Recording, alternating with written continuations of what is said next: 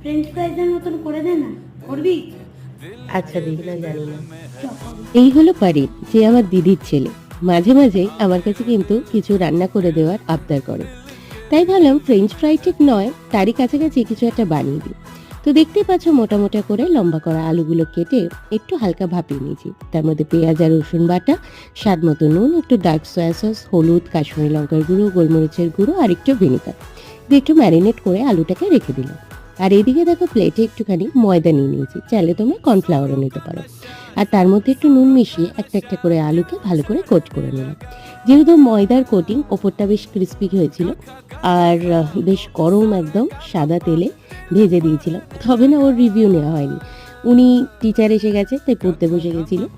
আর তবে খারাপ লাগেনি, ভালোই লেগেছে। সন্ধ্যেবেলা স্ন্যাকিংয়ে কিন্তু খেতে পারো, একটু টমেটো সস বা যে কোনো সসের সাথে খেয়ে দেখতে পারো, ভালোই লাগবে। ভালো